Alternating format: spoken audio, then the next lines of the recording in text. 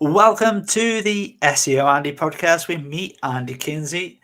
And today we've got two Google updates to be talking about, one in late August and one at the start of September. And we've also got a meta description update coming from Google. You've joined us as we are about to talk about those. And we're also live streaming this on YouTube and Twitch. If you're joining us live on either of those podcasts or you are listening to us after the fact, of course, as well as on the podcast, don't forget to hit that subscribe button. That subscribe button keeps us going. Now, before we start, we obviously want to quickly pay our respects to Her Majesty the Queen. We're recording this here in the UK, where we're based. It's a bit of a weird time, as I've just said before we start recording this here in the UK. We're just over a week into the period of mourning. So this podcast isn't going to be hugely full of life as it usually is, but we want to pay our respects. There isn't going to be a podcast next week because we've moved to this bi-weekly schedule. However, it feels right that we pay our respects to the Queen, and I really just want to make abundantly clear that the Queen does mean a lot to us here at SEO Andy and to many of our clients, actually, some of whom carry the emblem of the Queen, whether that's through schemes that she had. They were awarded awards such as the Queen's Award for volunteering sometimes, or whether they were given specific awards for enterprise and things like that. So the Queen does mean a great deal to many people across the country. In fact, I think I read a statistic that she had either met or been seen by somewhere in the region of a third of the people in this country. So clearly she had impressed on a lot of people. But without further ado, we will move on to our subjects today. So in late August, this is the Google update. We saw one Google update, which was called the Helpful Content Update. We'll talk about that in just a second. And to talk about this first, we have literally just 2 or 3 days ago, on the 12th of September, we saw Google start to roll out a broad core update. Now, we don't know very much about this, and that won't surprise you because Google doesn't really talk about broad core updates, and we have to guess a little bit about these. However, the last broad core update was back in May, and we are pretty much back on track with these broad core updates being 4 to 6 times a year. They calmed down during COVID.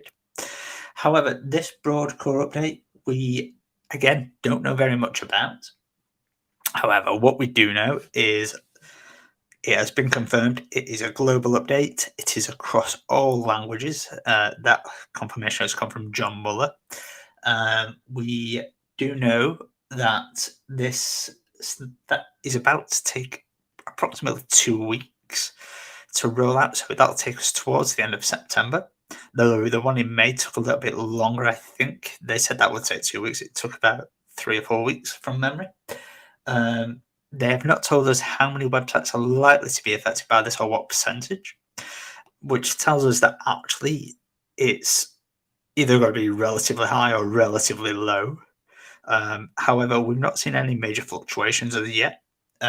So they may be testing it initially to see that there are no errors. That is depending on how you feel about this, either a really good thing or a really bad thing. We'll come back to that one because, in my view, that could be a really bad thing because it could hit every website next week. The reality is this is not a specific update that we've talked about previously, such as on products, or a specific category update, sorry, such as on products. This is, or on e-commerce, for example, this is hitting every website. And from that point of view, everyone's in the same boat. It's not penalty. It's looking at everything across the board. We'll come back to this in 2 weeks. The reality is by then we should know a lot more, and it'll be the next podcast. The other update, the helpful content update.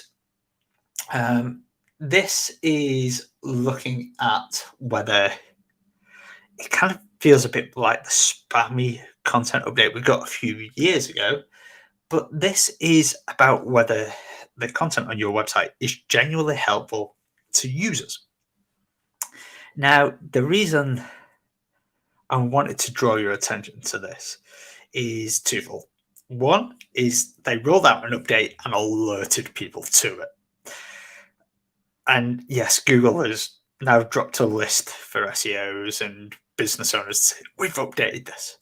But actually, the interesting point from this is there wasn't much fluctuation around this update. And the reason we as SEOs found this interesting, or I particularly found this interesting, is that they alerted people early to this update, said exactly what it was going to do, aka if your content isn't helpful to a user and the user experience, you would be demoted. And yet there wasn't much fluctuation. And then there was, during the update period, again, they said it was going to take a week or two. Danny Sullivan, who is now the equivalent of what was Matt Cutts, the search liaison officer, said actually it may come bigger in further updates or broadcore updates.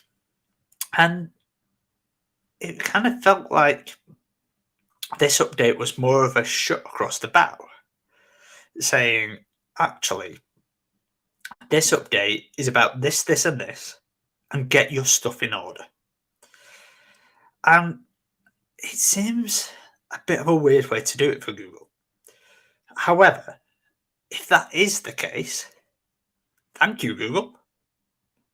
I would say for business owners and people who haven't been doing this. However, I'd love to know who has actually been hit by this, because yes, there was a bit of fluctuation on the last day or two, but nothing significant even for them, as far as I can see. So if we look at if I can pull it back up, the Google notes about this. Basically, Google's notes about the helpful content update say that your content should be aimed at your existing or intended audience. It should clearly demonstrate first-hand expertise and in-depth knowledge. So basically, be an expert in your field and an authority. You should have a primary focus for your content. After reading your content, will the person feel like they've learned something or achieved something? Will the person feel satisfied when they leave your content? And does it meet the other obligations of other updates and broadcore updates? Basically, does it meet the EAT standards? And they give the example of product review standards. The reality is what they're saying here is put your user first. Put your user experience first. And if by the end of your piece of content, there isn't an outcome that makes that person happy and make them go, oh yeah, that was quite good, you failed. So, for example, if you're writing an article that is, say, right now in the UK, about Queen Elizabeth, and if at the end of that article, someone doesn't feel more informed at the end of that article, you've probably failed. The reality is everyone's writing those articles right now. So if you're writing a 200-word piece on Queen Elizabeth, you're probably failing because it is a light piece of work, and it's not adding to anything. All you're doing is filling space and trying to get some ranking. So you're going search engine first rather than user first, which is what they're warning against here. And you're also trying to attract attention to your website and not adding value. So Google is warning against those. They're saying go user first, not search engine first.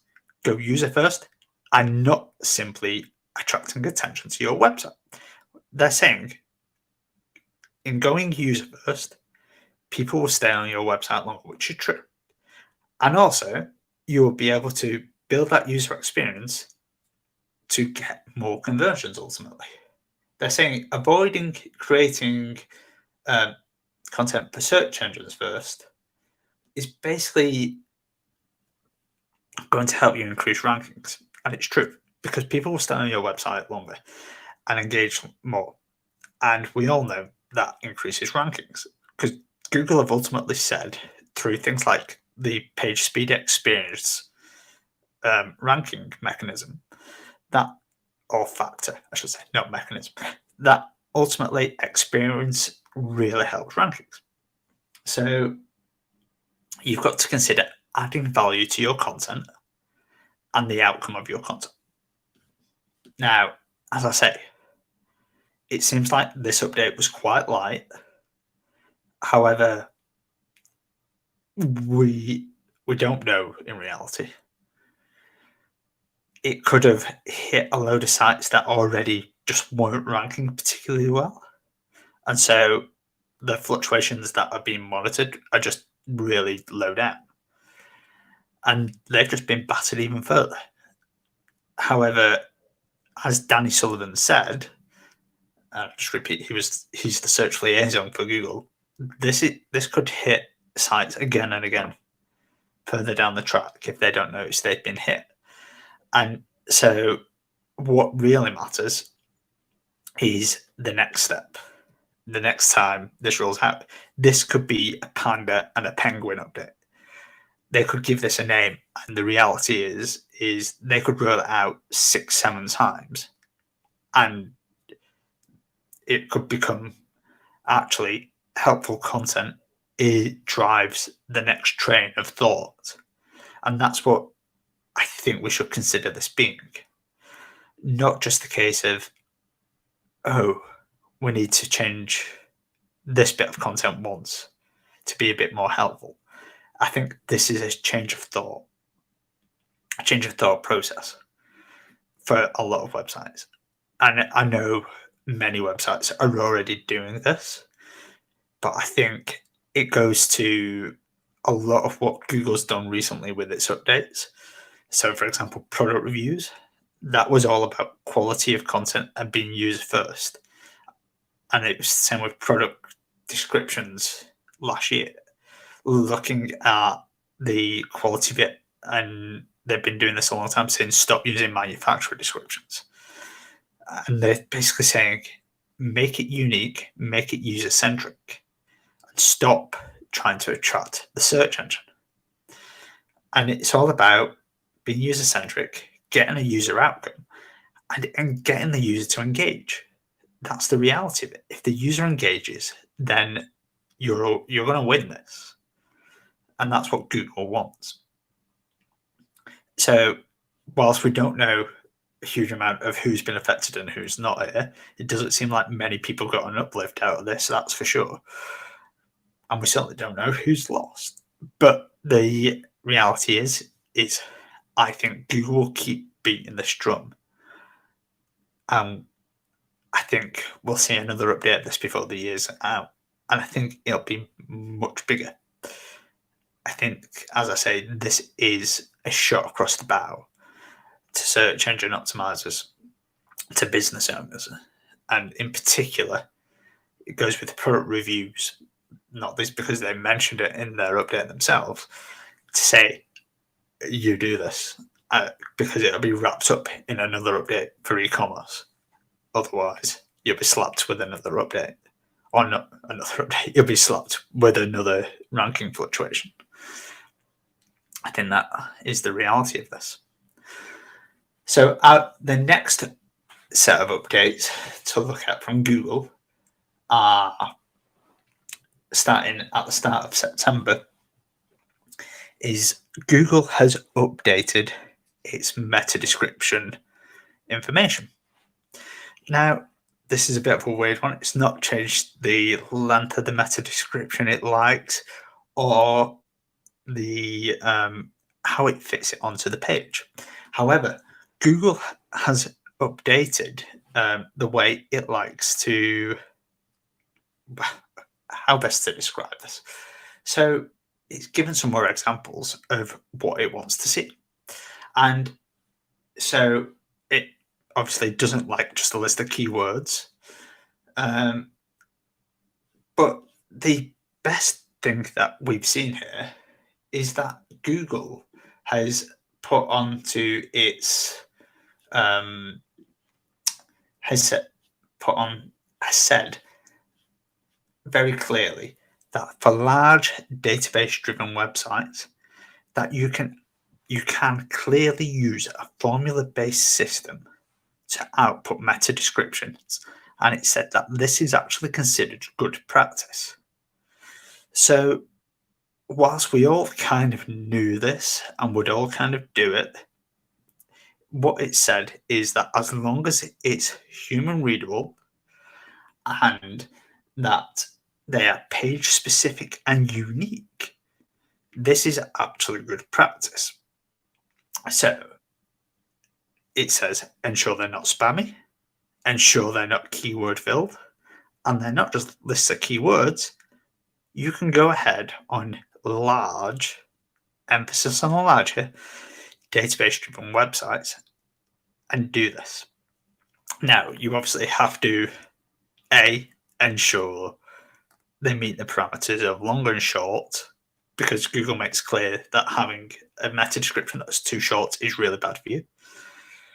But it also says that if you have a smaller website, that you can just take a sentence off the page if it describes the page well.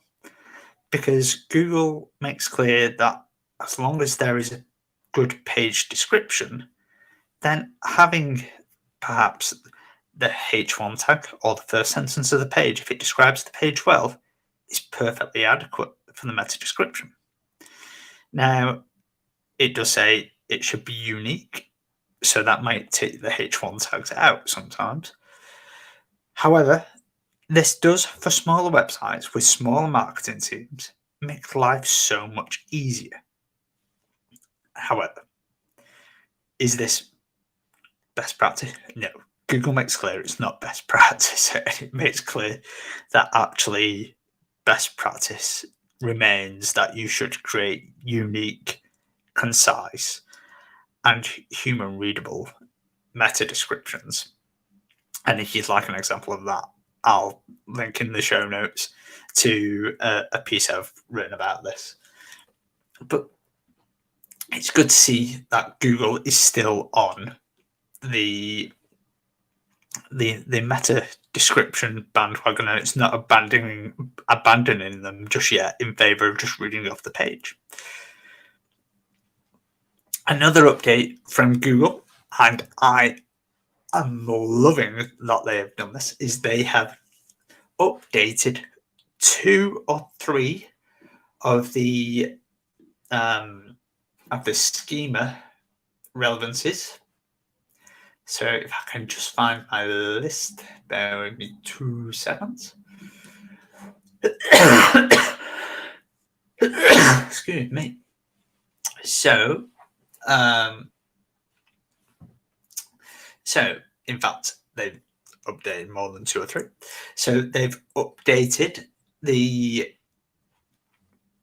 academic values for learning video structured data, which is a weird, you don't need to go into that one if you don't want to. They've updated Q&A guidelines for educational sectors. They have removed the date published fact check for structured data. They have re-added item review date published, which goes in line with the product review information and update previously. And the big one from a realistic point of view for most people is that they've added the ability to add, or clarified, I should say, the ability to use additional type for local businesses. Now, what this means is that if you have a local business that does multiple things, you can now say this. Whereas previously, you could only say in Schema and structured data that you did one thing. So, for example, if you were a handyman and that was your trade, you could only declare you did one thing. So, for example, you may have to declare you were an electrician or you were a plumber. But now you can declare you're an electrician, you're a plumber, and you're a locksmith, all in one schema using the type / additional layer.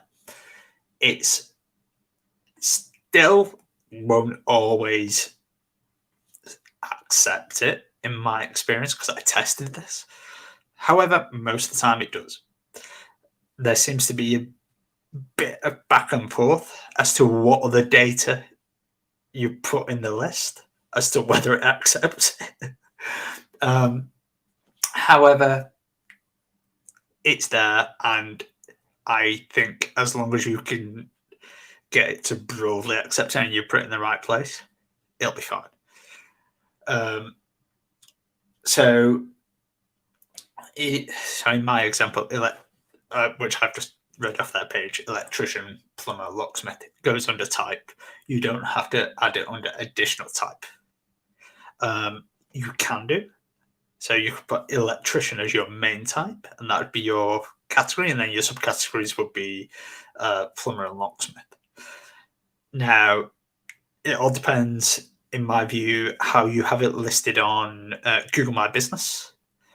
However, having them all under type is probably my preference itself. So that's pretty much it from Google News this week. The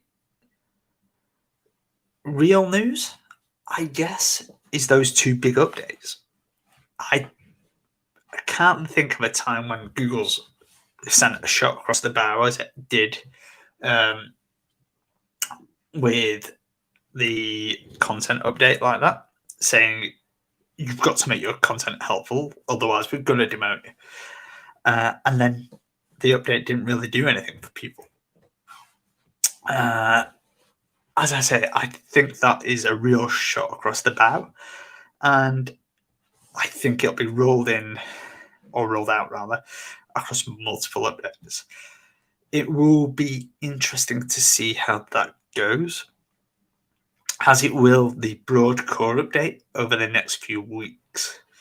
That broad core update, as yet, we've not seen any significant movement.